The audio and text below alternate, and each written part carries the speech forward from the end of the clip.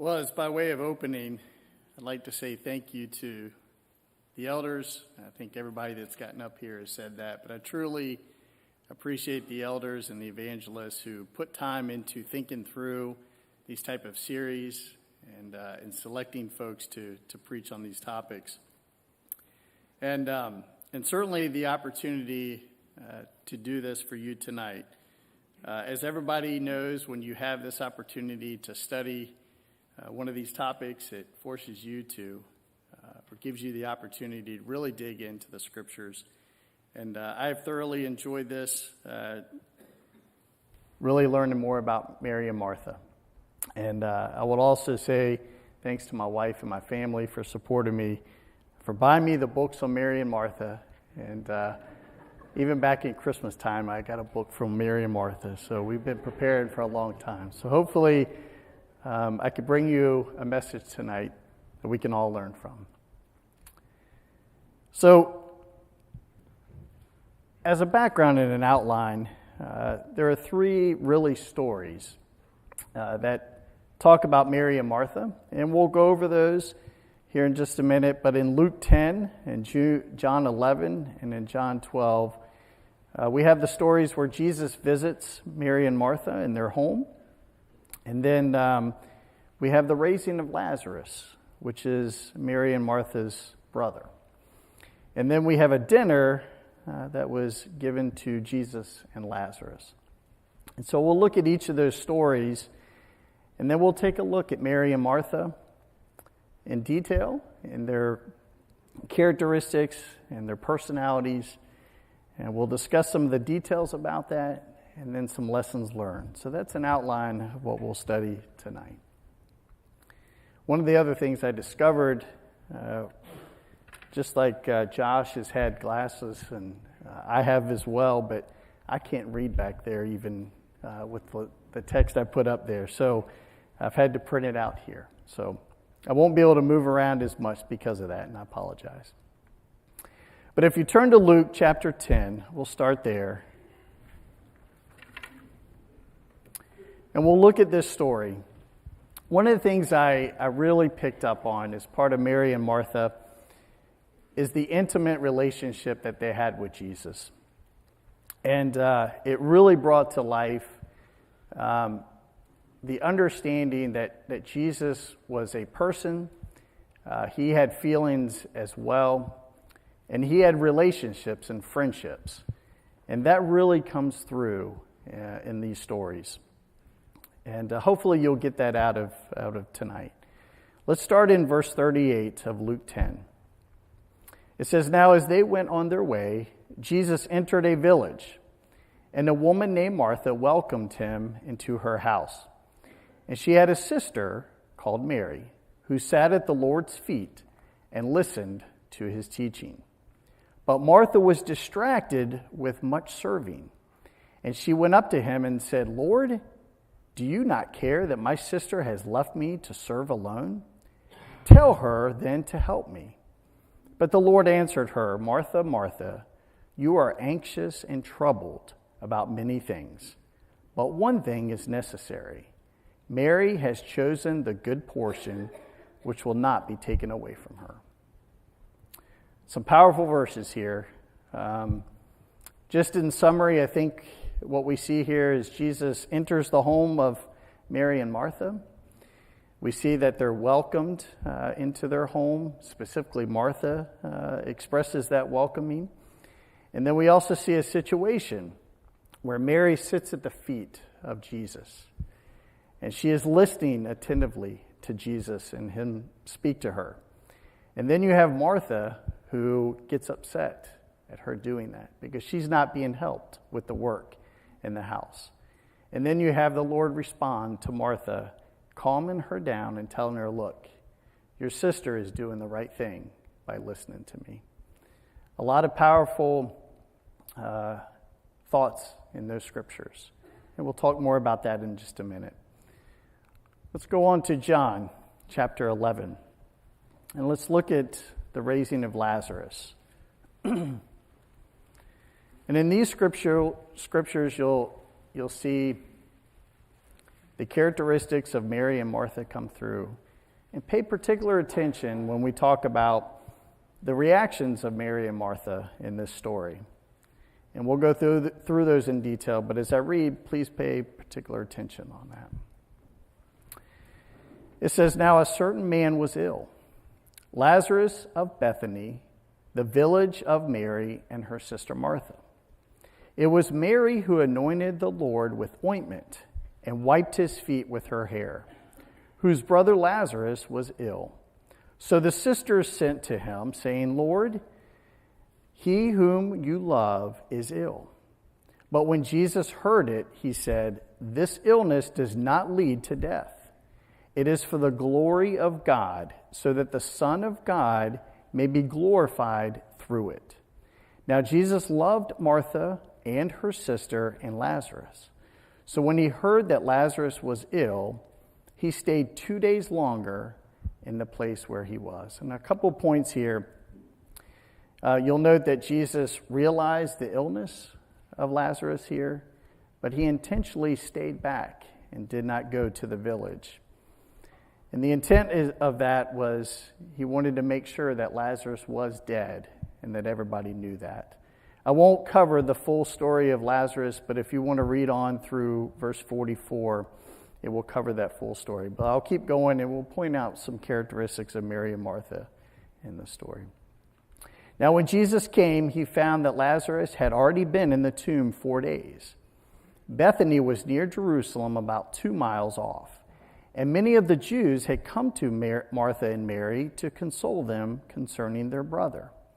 So when Martha heard that Jesus was coming, she went and met him. But Mary remained seated in the house. Martha said to Jesus, "Lord, if you had been here, my brother would have not died. But even now, I know that whatever you ask from God, God will give you." Jesus said to her, "Your brother will rise again." Martha said to him, "I know that he will rise again in the resurrection on the last day." Jesus said to her, "I am the resurrection and the life. Whomever believes in me, though he die, yet shall he live. And everyone who lives and believes in me shall never die. Do you believe this?" She said to him, "Yes, Lord, I believe that you are the Christ, the Son of God, who is coming into the world." In these scriptures, I think what you see is Martha sort of taking charge of the situation. She's a bit frustrated with Jesus. And those are some of the characteristics that are coming out here as part of Martha. Let's keep reading and see the end of this. In verse 28, it says, "When she had said this, she went out and called her sister Mary, saying in private, 'The teacher is here and is calling for you.' And when she heard it, she rose quickly and went to him. Now Jesus had not come into the village, but was still in the place where Martha had met him. When the Jews who were with her in the house, consoling her, saw Mary rise and quickly go out, they followed her, supposing that she was going to the tomb to weep there. Now when Mary came to where Jesus was and saw him, she fell at his feet, saying to him, 'Lord, if you had been here, my brother would not have died.' Then Jesus, deeply moved again, came to the tomb. It was a cave, and a stone lay against it. Jesus said, 'Take away the stone.' Martha, the sister of the dead man, said to him, 'Lord, by this time there will be an odor, for he has been dead 4 days.' Jesus said to her, 'Did I not tell you that if you believed, you would see the glory of God?'"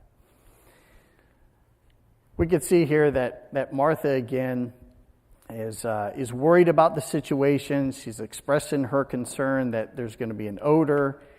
And the way that Jesus responds to her is a calming way to say, "Do not worry, I'm in control here." We'll talk more about that in a minute. Let's go on to John chapter 12.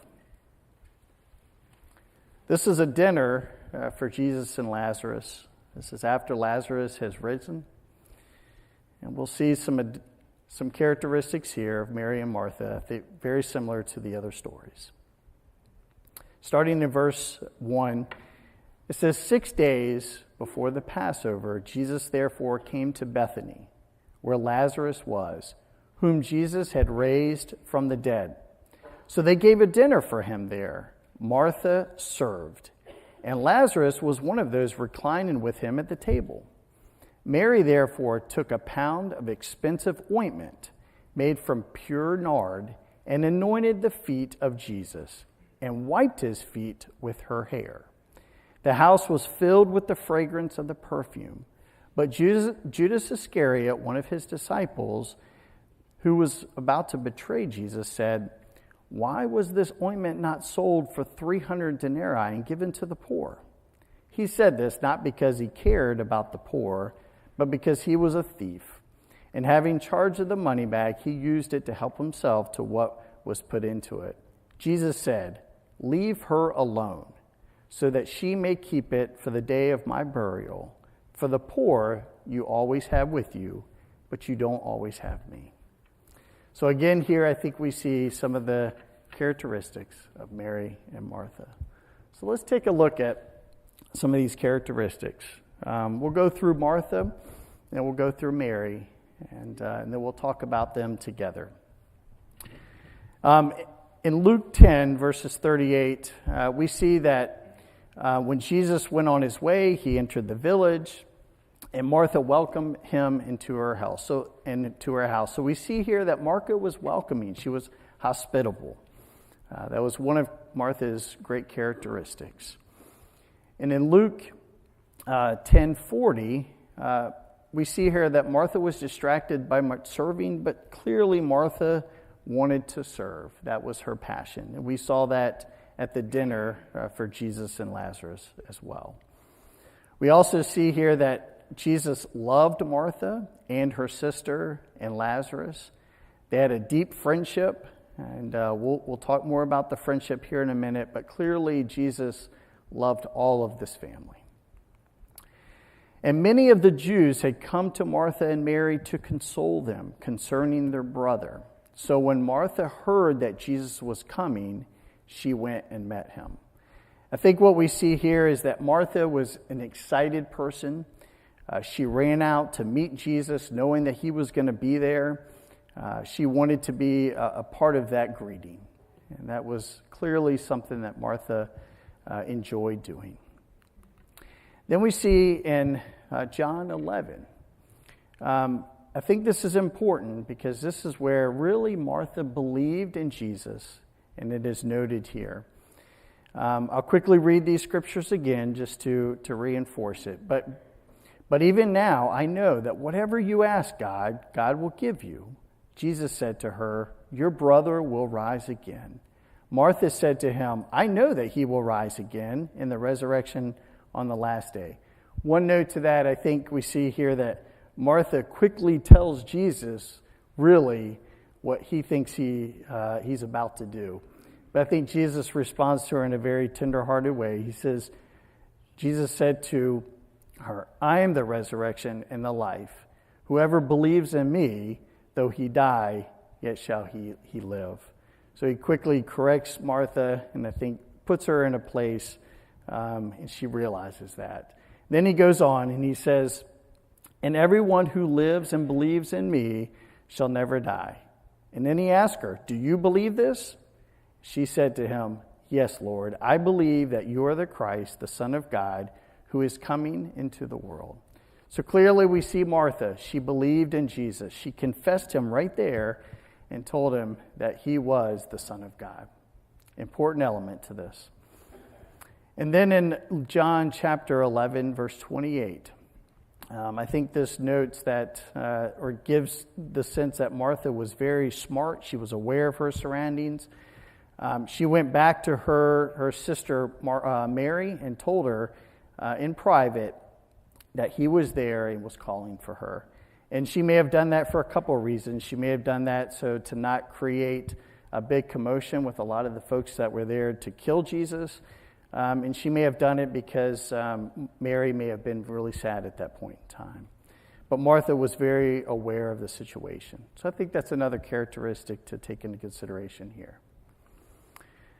So here's some, I think, more flaws that we may want to look at as part of Martha.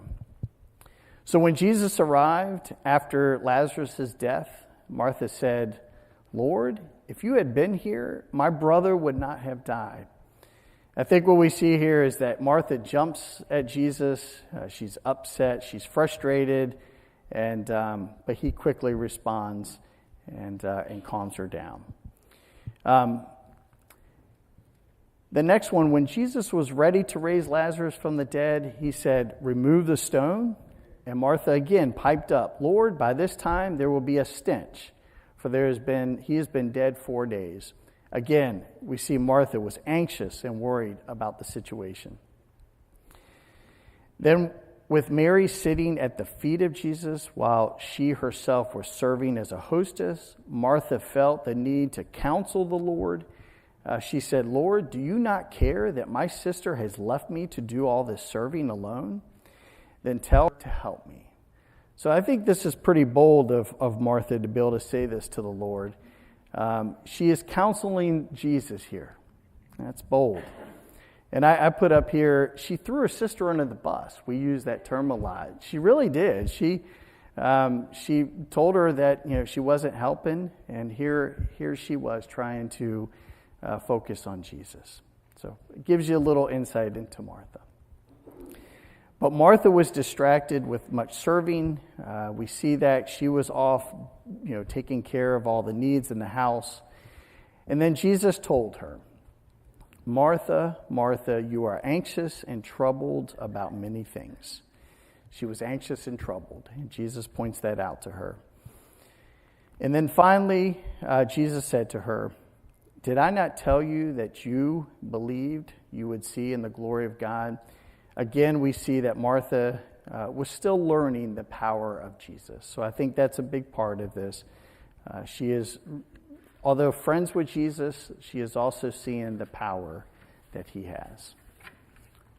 All right, so let's take a look at Mary and see some of the characteristics of Mary. So Mary, in Luke 10, verse 39, it says, "And she said she had a sister called Mary who sat at the Lord's feet and listened to his teaching." I think what we see from this is Mary chose to sit and listen to Jesus versus being up, doing the housework, and helping her sister. And then he says, "But one thing is necessary. Mary has chosen the good portion, which will not be taken away from her." And clearly here, we see that Mary is spiritually minded. She's focused on that. And that's her interest in this situation. And then in John 12:2, it says, "It was Mary who anointed the Lord with ointment and wiped his feet with her hair."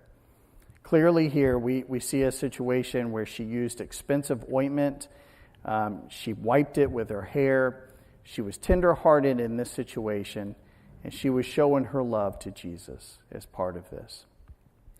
And we see in Luke 11, in verse 20, "So when Martha heard that Jesus was coming, she went and met him, but Mary remained seated in the house."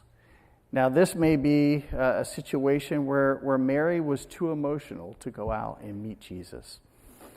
Such as Martha was there, she wanted to meet him, but Mary stayed back. And she went up to him and said, "Lord, do you not care that my sister Mary has left me to serve alone? Tell her then to help me." In this situation, I think what we see is that Mary was ignoring her sister Martha. It didn't faze her that even her sister threw her under the bus. She was there focused in on Jesus. And then finally, we see here in John chapter 11, verse 32, "Now when Mary came to where Jesus was and saw him, she fell at his feet, saying to him, 'Lord, if you had been here, my brother would not have died.'" We can see that she also voiced her concern, but there was a different tone with Mary. She fell at his feet, and then she was very humble about it, and she understood the power of Jesus. So let's take a look at sort of a conclusion to Martha. So Martha, in my observation of looking at these scriptures, I think we can all relate to this, that she had a type A personality. She was on top of things. She was very focused on getting things done. She liked to take charge. She was very energetic. She ran out to meet Jesus. She wanted to be there to greet him. And I think there was an element to Martha that she didn't like to miss out on things. She liked to be a part of it. She wanted to be the first to meet Jesus. But there may have been a sense of frustration because here her sister Mary was sitting there talking to Jesus, and she may have felt like she was missing out on that. So I think some of those things come into the characteristics of Martha. So in conclusion of Mary, what I get out of these scriptures is that Mary was calm, she was laid back, she was more interested in building the relationships than getting things done. One element to this is that she didn't argue back with her sister when her sister was really throwing her under the bus. She didn't get upset about it. She just continued to talk to Jesus. She stayed focused on those spiritual things. I think that's what we get out of the character of Mary. So if we look at Mary and Martha, what I get out of this is they were both very comfortable and confident in their relationship with Jesus. Martha was willing to take her problems and complaints directly to Jesus. I can imagine if someone of prominent stature comes to my house, and then me, throwing my wife under the bus in the midst of this prominent person. Jesus was looked at as the Son of God, clearly, but Martha had no issues with taking her problem directly to Jesus. So I think what that gives us insight in is that Martha and Mary both had a strong relationship with Jesus. Mary put ointment on his feet and dried it with her hair. Clearly that was a custom back then, but it was something that was very much to show respect for that person, and I think Mary was doing just that. She was showing the respect that she had for her Savior, Jesus Christ. So clearly we see that Mary and Martha both had very close relationships with Jesus. Let's look at a few more details here. So it was a Jewish tradition that the women would serve the guests in their homes. And it was also a tradition that the men would listen to the teachings. And I think what we see here is that Martha was doing exactly what the culture and customs of that day would be. She was doing what she felt was the right thing to do. But Mary, on the other hand, was focused in on learning about Jesus and showing her love for him in this situation. So in that, let me ask you a few questions. So how many of us can relate to Martha? And I'll raise my hand. I can relate to Martha, right? I think we grow up in a society and in our workplaces where we are challenged to do the best that we can. We're challenged to be, to be servants. We're challenged to take charge of things. And so Martha, having that type A personality and doing the housework, I think we can all relate to Martha. But how many of us can relate to Mary? I could certainly think of people even as part of this congregation that are like Mary. I could picture the visual of that woman sitting at Jesus' feet and putting the ointment on him. And I will tell you that to me is certainly something that I would cherish from other people. But it would be hard for me to do that myself. But certainly, Mary was the one that showed the example in this situation. Let me ask you this question. So how many of us would be irritated with Mary? And I say that because Martha was clearly irritated with her sister. I think there are times where we get into a situation where we're doing all the work and we get frustrated because someone is taking their time and doing things. They may be focused in on doing the relationship building or tending to people of need.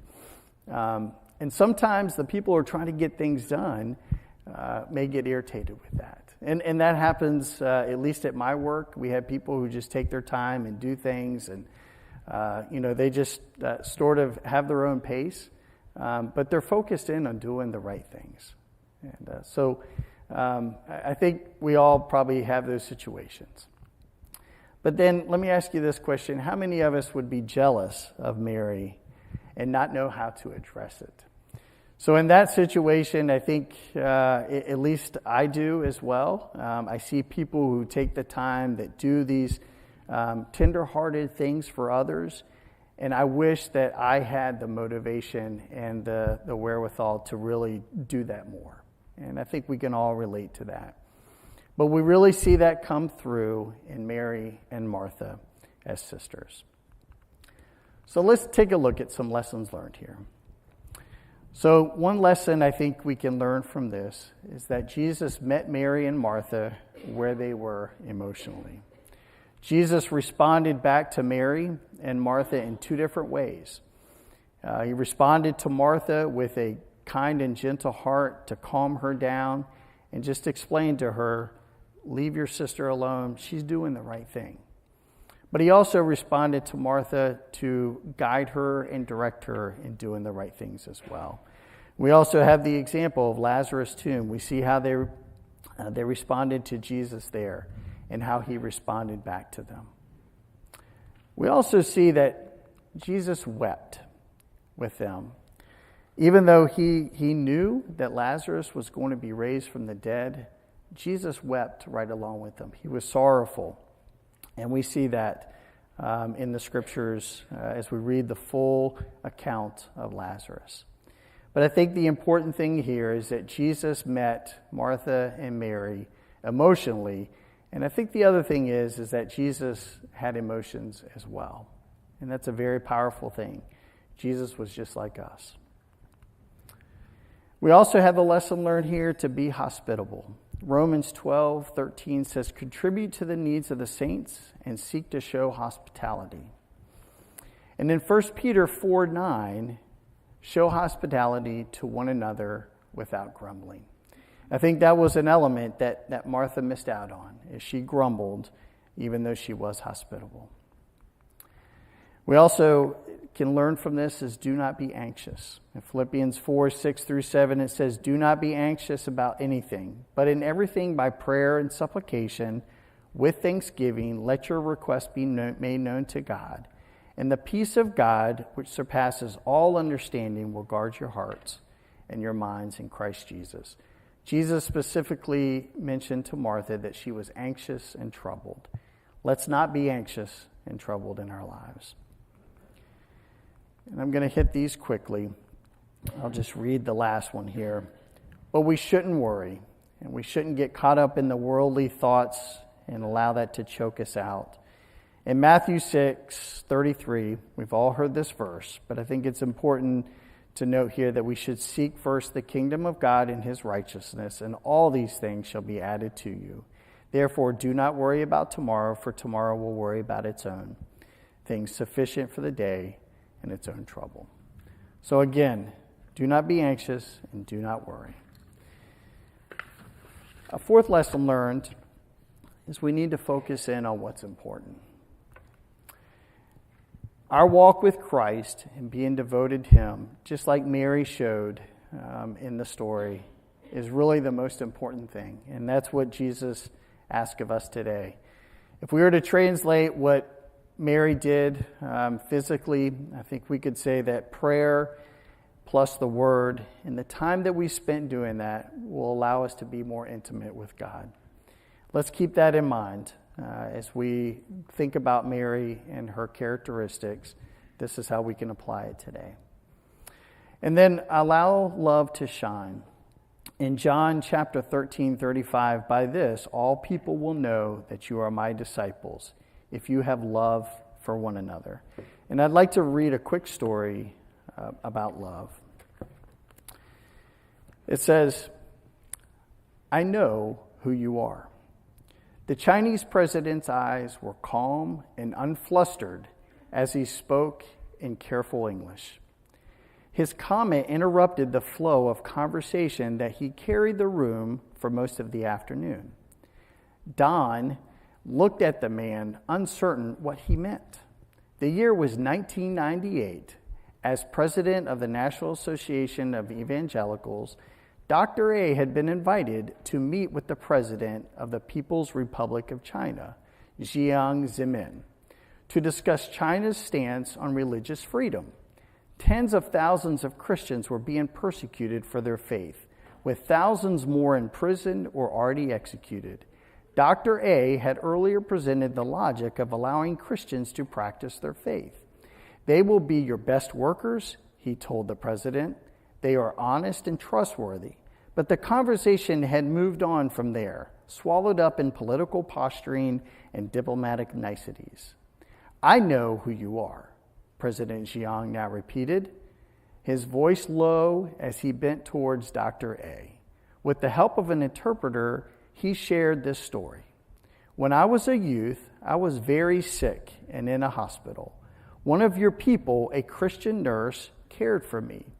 Even as the end of a long and busy day, she would not leave until all of the needs were met. President Jiang smiled and nodded. I know who you are. I think we see from this story, we live our lives and show love to one another. People will know that we are Christians. And that's the emphasis I think we see in Mary and Martha. And finally, be spiritually minded. In Psalms 19, 7 through 10, the law of the Lord is perfect, converting the soul. The testimony of the Lord is sure, making wise the simple. The statutes of the Lord are right, rejoicing the heart. The fear of the Lord is clean, enduring forever. The judgments of the Lord are true and righteous altogether. More to be desired are they than gold, yea, than much fine gold, sweeter also than honey and the honeycomb. The law of the Lord is better than anything that we have here on this earth. And in conclusion, Mary and Martha, those sisters, seem to have different personalities. However, they were both faithful and they both loved the Lord.